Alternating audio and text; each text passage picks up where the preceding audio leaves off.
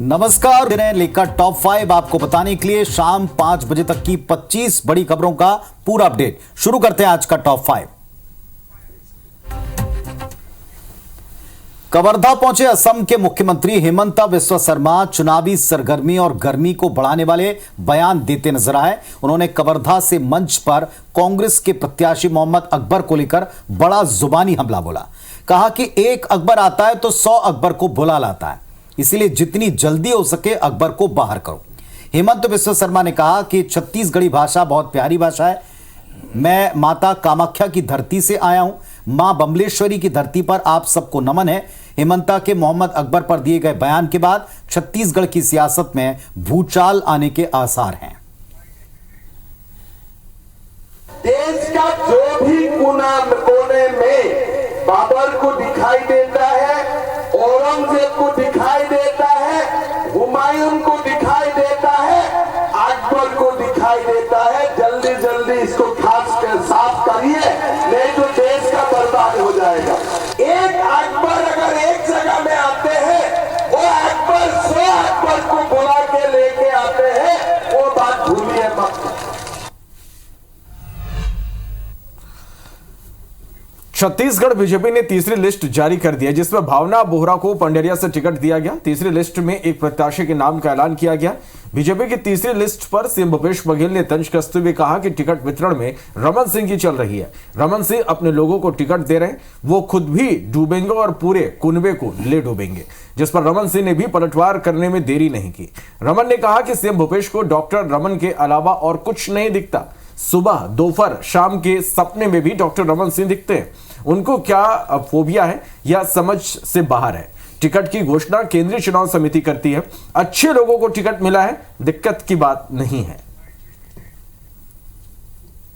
मामा संग भांजा और भांजी, मैं पहले ही कह रहा हूं कि यहाँ भारतीय जनता पार्टी नहीं लड़ रही है, यहाँ तो रमन सिंह लड़ रहे हैं और रमन सिंह की चली है। और रमन सिंह चलना मतलब पीछे में अमन सिंह है, और अमन सिंह किसके साथ है? मोदी के साथ है। मोदी बोलता अडानी के साथ है, और पूरे कुनबे के साथ डूबेगा, अकेले थोड़ी डूबेगा। भूपेश को डॉक्टर रमन के सिवाय कोई चीज दिखता नहीं, सपने में भी। वो सवेरे दोपहर शाम जागते हुए भी सपना दिखता है। क्या उसको फोबिया है? मेरे समझ के बाहर है। अरे टिकट वितरण चुनाव की केंद्रीय समिति करती है, और हम सब में सिर्फ और सिर्फ सलाह देने की भूमिका रहती है, और अच्छे लोगों को टिकट मिला है, कोई दिक्कत नहीं। तो टिकट वितरण से जुड़ा एक बड़ा अपडेट आपको बता दें। आज छत्तीसगढ़ कांग्रेस की दूसरी सूची जारी की जा सकती है। माना यह जा रहा है कि कई सिटिंग विधायकों का टिकट कट सकता है, और टिकटों को लेकर कल भी दिल्ली में बैठक हुई थी, और इस दौरान KC Venugopal, CM Bhupesh, deputy CM TS Singhdeo इस बैठक में मौजूद रहे। 60 सीटों पर प्रत्याशी चयन को लेकर लगातार मंथन की जा रही है। दिल्ली में मध्य प्रदेश कांग्रेस की बैठक हुई। इस दौरान 30 प्रत्याशियों के नाम तय किए गए हैं। आज शाम 6 बजे फिर से एक बैठक होगी, जिसमें बची हुई सीटों पर नाम तय किए जाएंगे।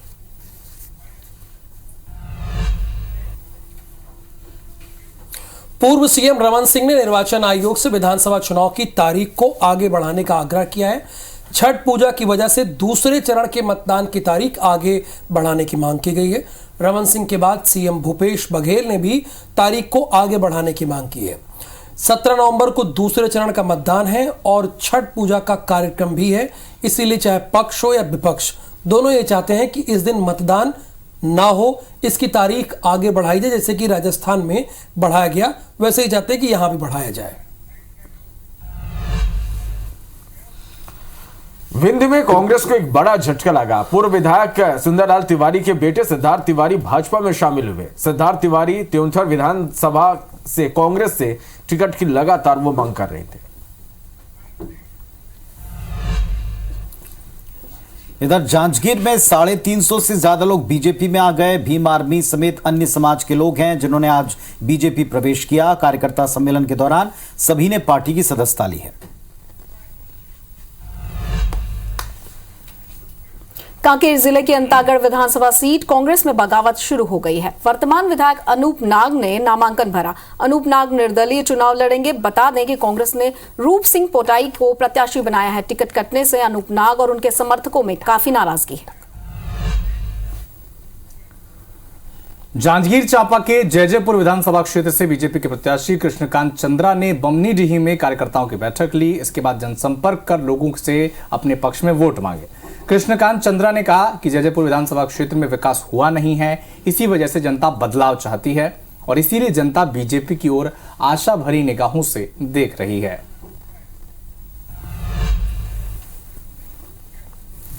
टिकट के ऐलान के बाद प्रत्याशी अब अपने विधानसभा क्षेत्रों में प्रचार प्रसार अभियान में जुट गए हैं और इसी कड़ी में बीजेपी प्रदेश अध्यक्ष अरुण साव ने भी लोरमी में प्रचार किया। इस दौरान अरुण साव ने लोरमी विधानसभा से अपनी और छत्तीसगढ़ में बीजेपी की जीत का दावा किया। मध्य प्रदेश के 12,000 केंद्रों में भाजपा के शक्ति सम्मेलन का आज दूसरा दिन है। हर बूथ पर इनका प्रयास है कि 51% वोट वो पाएं। केंद्रीय गृह मंत्री अमित भाई शाह के फॉर्मूले पर कार्यकर्ता रणनीति और माइक्रो मैनेजमेंट प्लान तैयार करेंगे। प्रदेश पदाधिकारियों को भी शक्ति केंद्रों की जिम्मेदारी दी गई है। इधर छत्तीसगढ़ में विधानसभा चुनाव की सरगर्मी अपने चरम पर है। ऐसे कयास लगाए जा रहे हैं कि कांग्रेस आज अपने प्रत्याशियों की दूसरी लिस्ट जारी कर सकती है। रायपुर दक्षिण से महंत रामसुंदर दास को टिकट मिलने की चर्चा है। इसके विरोध में पिछली बार के कांग्रेस प्रत्याशी कन्हैया अग्रवाल के समर्थक भड़क गए हैं। कन्हैया अग्रवाल के समर्थकों ने पीसीसी दफ्तर के बाहर प्रदर्शन किया। समर्थकों का कहना है कि पिछले चुनाव में कन्हैया ने बृजमोहन अग्रवाल को कड़ी टक्कर दी थी और वो लगातार क्षेत्र में सक्रिय थे। अगर पार्टी इस बार भी उन पर भरोसा जताते हुए टिकट देती है तो यकीनन उनकी जीत होगी। बीजापुर विधानसभा सीट पर चुनाव कराना निर्वाचन आयोग के लिए चुनौतीपूर्ण रहा है। सबसे बड़ी चुनौती नक्सल प्रभावित इलाकों में मतदान दलों के पहुंचने और वापसी की है। बीते चुनाव के दौरान हुई नक्सल घटनाओं में कई मतदान कर्मी अपनी जान तक गंवा चुके हैं। बीजापुर विधानसभा में कुल 245 मतदान केंद्र हैं, जिनमें से 50 से ज्यादा संवेदनशील कैटेगरी के हैं। इसमें बीचापाल, पुसनार, तुरेम और गलगम में अति संवेदनशील मतदान केंद्र हैं। राजधानी भोपाल में आज से 24 दिनों तक लगातार ट्रैफिक डायवर्ट रहेगा। मेट्रो निर्माण कार्य के चलते डायवर्सन प्लान जारी किया गया। केंद्रीय विद्यालय 1 के पास स्टेशन निर्माण के चलते रास्ता बंद कर दिया गया है। प्रेस कॉम्प्लेक्स तिराहा से इनकम टैक्स तिराहा तक आवागमन बंद किया गया। साथ ही डीआरएम ऑफिस तिराहा तक सभी प्रकार के वाहनों का आवागमन पूरी तरह से बंद रहेगा। एमपी की छतरपुर विधानसभा सीट से आम आदमी पार्टी के प्रत्याशी भागीरथ पटेल और होटल संचालक पर आचार संहिता के उल्लंघन के आरोप में एफआईआर दर्ज कर ली गई है। आम आदमी पार्टी ने मंगलवार को छतरपुर के होटल तुलसा इन में बिना इजाजत के प्रेस कॉन्फ्रेंस की, जिसमें पंजाब और दूसरे क्षेत्रों के आम आदमी पार्टी के कार्यकर्ता शामिल हुए थे। इसकी सूचना एफएसटी की टीम को मिली, दबिश दी और पुलिस ने छतरपुर विधानसभा सीट से बीजेपी के प्रत्याशी भागीरथ पटेल और होटल तुलसा इन के संचालक के खिलाफ केस दर्ज कर लिया है। इंदौर में मध्य प्रदेश के इतिहास में अब तक का सबसे बड़ा बीमा क्लेम किया गया। इंदौर कोर्ट ने ऐतिहासिक फैसला दिया। सड़क दुर्घटना में मृत युवक के परिजन 6 करोड़ 14 लाख रुपए मुआवजे का आदेश उन्हें दिया गया है। 4 अप्रैल 2019 को सीहोर बाईपास पर ट्रक एक्सीडेंट में हुए युवक की मौत हुई थी। 4 साल बाद कोर्ट ने यह ऐतिहासिक फैसला सुनाया। जबलपुर में 2 साल की बच्चे की मौत के मामले में पुलिस ने एक बड़ा खुलासा किया है। बच्ची की हत्या की आरोपी कोई और नहीं बल्कि उसकी चाची ही निकली है। बच्ची के रोने से परेशान महिला ने चुप कराने के लिए उसका मुंह और नाक दबाया था, जिससे बच्ची की जान चली गई। वारदात को अंजाम देने के बाद महिला ने बच्ची के शव को यानी डेड बॉडी को सोफे के नीचे दबा दिया था। मोटर मैकेनिक शकील खान की 2 साल की बच्ची सोमवार को दोपहर लापता हो गई थी। लापता हुई थी उसे ऐसा लग रहा था, लेकिन उसके घर में ही थी और चाची ने उसकी हत्या कर दी थी और डेड बॉडी को सोफे के नीचे छिपा दिया था।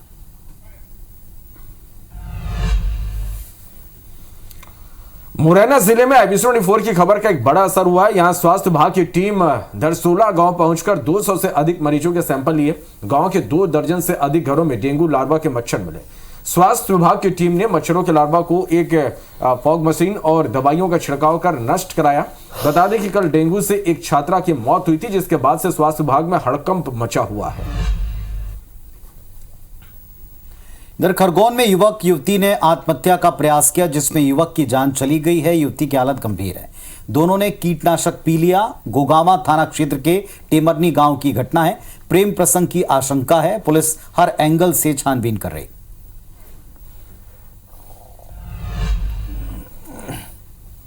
सतना में पति ने पत्नी पर बीच चौराहे पर चाकू से हमला कर दिया। दोनों के बीच पैसे को लेकर विवाद हुआ था। कोलगवां थाना क्षेत्र के गौशाला चौक की ये घटना बताई जा रही है। हमले से महिला के गले में घाव है, जिसकी वजह से महिला को जिला अस्पताल में भर्ती कराया गया है। घटना के बाद आरोपी पति फरार हो गया है, जिसकी तलाश में पुलिस जुटी है। महासमुंद में कुछ लोग मधुमक्खी के चपेट में आ गए। हमले में 25 लोग घायल हो गए, जिन्हें अस्पताल में भर्ती कराया गया है। सभी लोग अंतिम संस्कार कार्यक्रम में शामिल होने आए थे, तभी मधुमक्खियों के झुंड ने उन पर हमला कर दिया।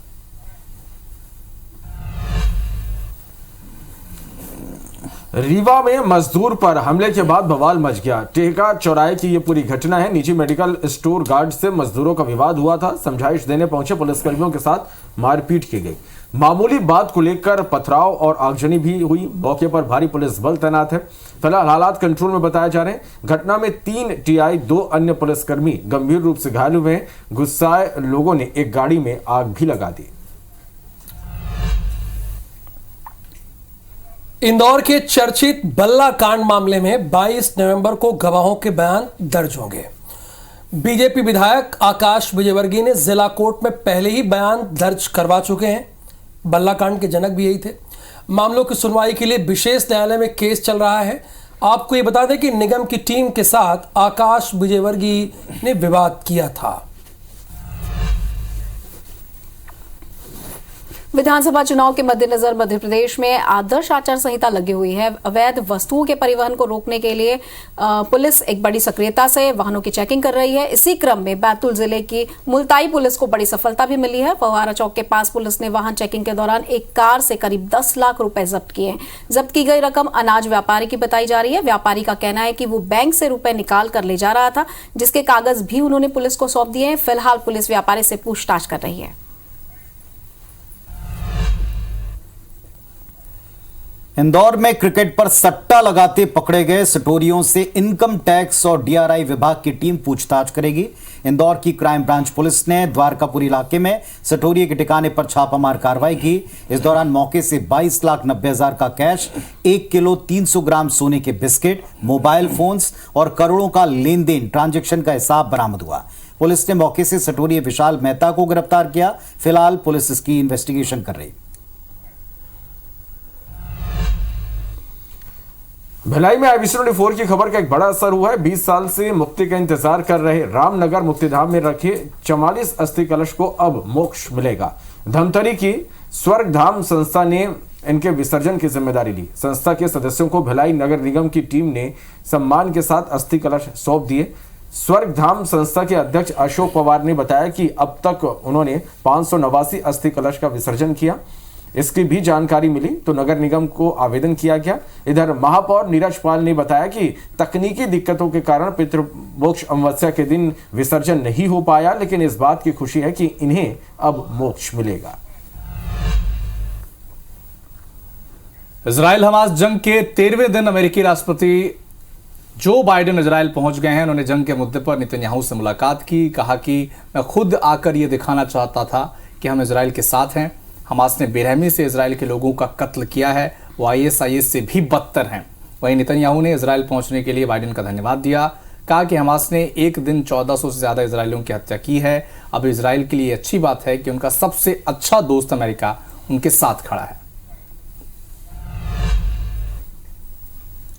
पीएम मोदी 21 अक्टूबर को एक बार फिर ग्वालियर दौरे पर रहेंगे। इस दौरान पीएम सिंधिया स्कूल के स्थापना दिवस पर मुख्य अतिथि के तौर पर शामिल होंगे। तय कार्यक्रम के अनुसार शाम 4:30 बजे पीएम मोदी एयरफोर्स स्टेशन पहुंचेंगे। शाम 5 बजे से 6 बजे तक स्थापना दिवस समारोह में शामिल होंगे।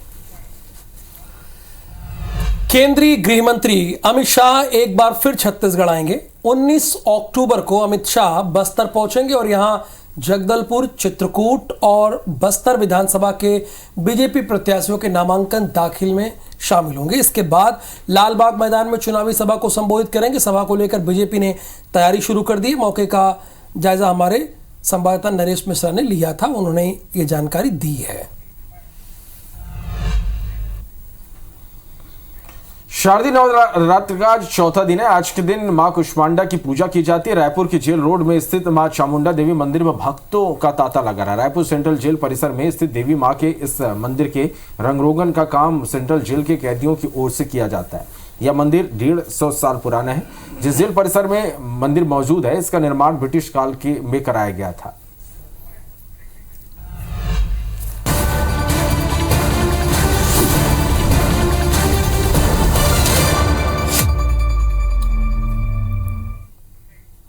ब्रेक के बाद स्वागत है। अब देखते हैं यूपी अपडेट। अब्दुल्ला आजम के फर्जी बर्थ सर्टिफिकेट मामले में आजम खां, पत्नी तंजीन फातिमा और अब्दुल्ला को 7 साल की सजा सुनाई गई। अब्दुल्ला के 2 बर्थ सर्टिफिकेट मामले में आजम फैमिली को रामपुर के स्पेशल एमपी-एमएलए कोर्ट ने बुधवार को दोषी करार दिया था और इसी की वजह से अब्दुल्ला आजम की विदायगी भी गई थी। गोरखपुर में जल्द ही पशु चिकित्सा विज्ञान महाविद्यालय खुलेगा। इसका जल्द निर्माण शुरू कराने के लिए सीएम योगी आदित्यनाथ ने निर्देश भी दिए हैं। सीएम योगी ने बुधवार को इसके प्रोजेक्ट की रिपोर्ट भी देखी है। सुंदर बनाने के साथ उत्तर प्रदेश के सीएम योगी आदित्यनाथ ने अपने सरकारी आवास पर डेंगू को लेकर उच्च स्तरीय बैठक बुलाई है। इसके साथ ही आयुष्मान भारत योजना के क्रियान्वयन, निर्माणाधीन मेडिकल कॉलेजों की स्थिति और डेंगू की रोकथाम के लिए किए जा रहे कामों की समीक्षा की। यूपीएससी की पहली बार पीटी 2023 के लिए अभ्यर्थियों के रजिस्टर्ड ईमेल पर एडमिट कार्ड भेजे जा रहे हैं। मंगलवार को इसकी शुरुआत तो हो गई है। वहीं अभ्यर्थी 19 अक्टूबर से इसे आयोग की वेबसाइट से भी डाउनलोड कर सकेंगे। परीक्षा में 20,07,000 अभ्यर्थी बैठेंगे। कानपुर पहुंचे अखिलेश यादव ने कहा है कि अगर राज्य और केंद्र के इंडिया गठबंधन में अलगाव हुआ तो आगे की राह मुश्किल होगी। यह समय है जब तय करना होगा कि उत्तर प्रदेश में समाजवादी पार्टी के साथ गठबंधन केवल लोकसभा चुनाव के लिए होगा या राष्ट्रीय गठबंधन का हिस्सा विधानसभा चुनाव में भी होगा।